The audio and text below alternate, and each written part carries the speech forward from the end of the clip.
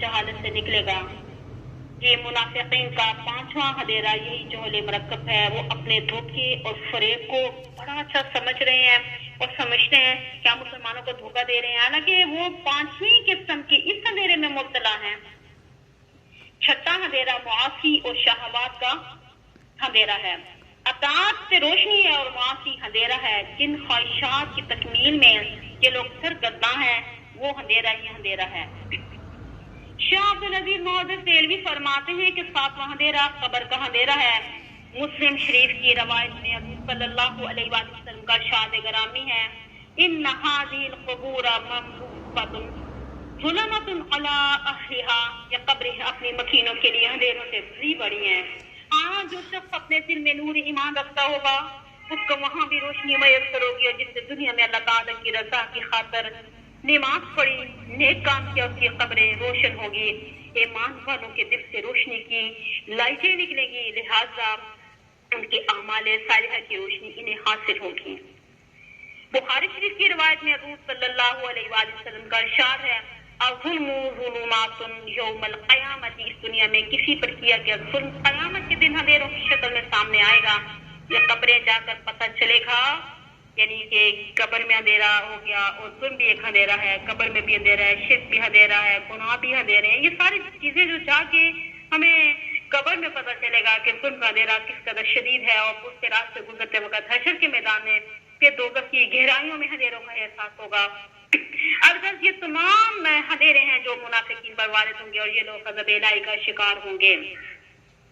इन लोगों की बदनसीबी की हालत यह है कि सुम्मुन, ये बहरे हैं और उन्होंने अपनी सलाहियतों को इस कदर खराब कर लिया, सही बात को सुनने के लिए तैयार नहीं है।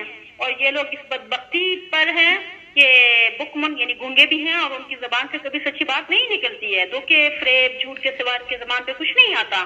और फिर ये भी है कि ये लोग अच्छाई और बुराई में इनकी हाजिरी नहीं कर सकते, इस लिहाज से ये लोग अम्युन यानी अंधे भी हैं और इनकी जाहिरी आंखें तो मौजूद हैं मगर इनके दिल क्या हैं, अंधे हैं जो हक और बातिल में फर्क नहीं कर सकते। ईमान और शिर्क, सुन्नत और बिदात इनके नजदीक बराबर है और इनके नजदीक इनमें कोई इम्तियाज नहीं है। फरमाया ये लोग कुफर शिर्क मुआसी में इस कदर आगे निकल चुके हैं, वहुम ला यरजून, कि अब इनकी नेकी की तरफ वापस पलट आने की कोई उम्मीद है नहीं रही। अल्लाह ताला ने पक्के मुनाफिकों का ये हाल बयान फरमाया कि ला यरजून का माना ये भी हो सकता है जो शख्स मर गया उसकी वापसी का कोई इम्कान नहीं है। वापस आकर यानी कोई कमाई कर ले, या इंसान जो अमाल दुनियावी जिंदगी में कमा गया है इसमें तगय्युर तबदल नहीं हो सकेगा। दुनिया में तो कई चीजें ऐसी भी होती है कि मनसूख भी कर दी जाती है, मगर आखिरत में पहुंच के दुनिया में किए गए अमाल में कोई रद्द-बदल नहीं हो सकेगा। अल्लाह ताला का फरमाने गरामी है, वकुल इंसान अल्ज़मनाहु ताइरहु फी उनुक़िही, हर इंसान का अमाल नामा उसके गर्दन में लटका दिया जाता है कि मरने के बाद वनुख़रिजु लहू यौमल क़यामति किताबा, यानी क़यामत वाले दिन हम उसको निकाल कर सामने कर देंगे, ये तेरा अमाल नामा है, लो पढ़ो, खुद पढ़ो। लुत्फ जो ये है कि पढ़ने की सलाहियत भी उस वक्त पैदा हो जाएगी। अल्लाह ताला फरमाएंगे पढ़ो, खुद पढ़ो। अलहफ़हुम ला यरजिऊन का मतलब ये हुआ गोया कि पलट कर ना अदाई की तरफ आ सकते हैं ये, और ना ही दुनिया की तरफ आ सकते हैं, और ना ही कोई कमाई कर सकेंगे। ये उन मुनाफिकों का हाल है जिनके दिल कुफर में रास्ते हो चुके हैं। और कसैशिबिन, या उनकी मिसाल है बारिश की तरह, मिनस समाई, जो आसमान की तरफ से नाजिल हुई है, फीही ज़ुलुमातुन, इसमें अंधेरे हैं, व राअदुन और करक है, वो बर्क़ुन और बिजली है, यजअलून असाबिअहुम, करते हैं अपनी उंगलियां, फी आज़ानिहिम, अपनी कानों में, मिनस सवाइक़ि, बिजली की वजह से, हज़रल मौती, मौत से डरते हुए, वल्लाहु मुहीत, अल्लाह ताला घेरने वाला है, बिल काफिरीन, काफिरों को, यकादुल बर्क़, करीब है कि बिजली, यख्तफु अबसारहुम, उचक ले उनकी आंखों को, कुल्लमा अज़ाअ लहुम, जब कभी रोशनी होती है उनके लिए, मशौफी ही, इसमें चल पड़ते हैं, व इज़ा अज़लमा अलैहिम, जब अंधेरा छा जाता है इन पर, कामू तो ठहर जाते हैं, वलौ शाअ अल्लाहु, अगर अल्लाह ताला चाहे, लज़हब बिसमइहिम, अलबत्ता ले जाए उनके कानों को, व अबसारिहिम, और उनकी आंखों को, इन्नल्लाह, बेशक अल्लाह ताला, अला कुल्लि शैइन क़दीर, हर चीज पर कादिर है।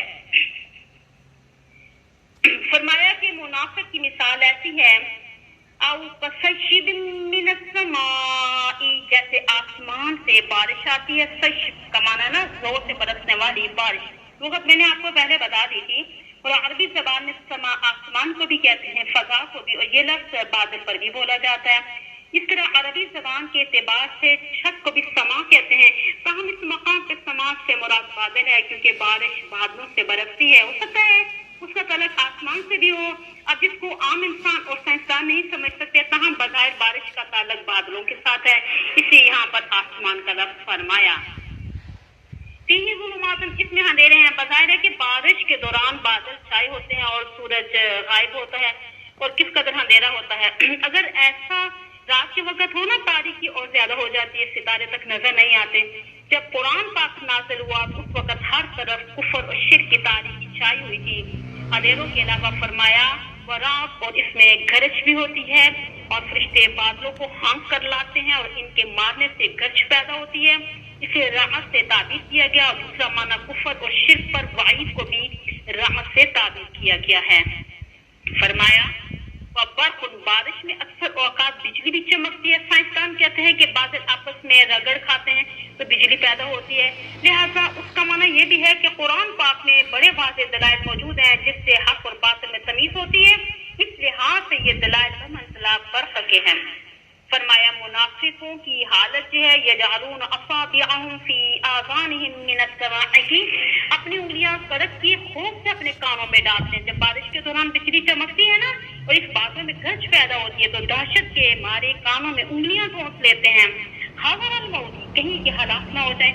اب موت کے ڈر سے کانوں میں انگلیاں دے دیتے ہیں، حالانکہ یہ موت سے بھاگ نہیں سکتے، کیونکہ واللہ محیط بالکافرین، کہ اللہ تعالیٰ کافروں کو ہر طرف سے گھیرنے والا ہے. وہ پکڑنا چاہے گا تو فوراً گرفت کر لے گا. اور منافقین کا خوف اور ڈر انہیں اللہ کی گرفت سے بچا نہیں سکتا. فرمایا یکاد البرق یخطف ابصارهم، قریب ہے کہ اللہ تعالیٰ ناراضگی کی وجہ سے ان کی آنکھوں کو اچک لے، وہ اندھے ہو کر رہ جائیں. کلما اضاء لهم مشوا فیہ، جب بجلی کی چمک پیدا ہوتی ہے تو اس کی روشنی میں تھوڑی دور چلتے ہیں. تو وَإِذَا أَظْلَمَ عَلَيْهِمْ قَامُوا، جب اندھیرا چھا جاتا ہے تو ٹھہر جاتے ہیں. امام جلال الدین سیوطی رحمہ اللہ تعالیٰ فرماتے ہیں کہ اللہ تعالیٰ نے قرآن کریم میں کفر و شرک کا ذکر فرمایا اور یہ اندھیروں کے ساتھ مشابہت رکھتے ہیں. فرمایا اللہ تعالیٰ نے کان، آنکھیں، بصارت، قلب، حواس عطا کیے ہیں، یہ سب اس کے یعنی کہ انعامات ہیں اور ہدایت حاصل کرنے کے ذرائع ہیں. یہ منافقین کس خیال میں پھرتے ہیں؟ یہ سمجھتے ہیں کہ اللہ تعالیٰ اپنی عطا کردہ نعمتیں چھین نہیں سکتا، بلکہ فرمایا وَلَوْ شَاءَ اللَّهُ لَذَهَبَ بِسَمْعِهِمْ وَأَبْصَارِهِمْ، اگر اللہ تعالیٰ چاہے تو ان کی سماعت اور بصارت کی سائل کر دے. یہ لوگ باطنی طور پہ اندھے ہی ہیں، اللہ چاہے تو ظاہری طور پر بھی ان کی بینائی ضائع ہو جائے، قوت چھنوائی طلب ہو جائے. اور ان لوگوں کو معلوم ہونا چاہیے کہ اللہ تعالیٰ نے یہ نعمتیں اس لیے ادا کی ہیں، ان کے ذریعے ہدایت قبول کریں اور اپنے لیے یعنی کہ کمال حاصل کریں تاکہ آئندہ زندگی میں ان کے کام آ سکے، مگر یہ ان ذرائع کو غلط طور پر استعمال کر رہے ہیں اور اس سے صحیح طور پہ مستفید نہیں ہو رہے ہیں. لہٰذا یہ اللہ تعالیٰ کے لیے کچھ مشکل نہیں ہے، کیونکہ ان اللہ علی کل شیء قدیر، کہ وہ ہر چیز پر قادر ہے، وہ اپنا عطا کیا ہوا انعام واپس لے سکتا ہے. اس لیے انہیں چاہیے کہ ان ذرائع کو یعنی کہ اچھے طریقے سے استعمال کریں، ہدایت کا راستہ اختیار کریں تاکہ انہیں فلاح نصیب ہو جائے.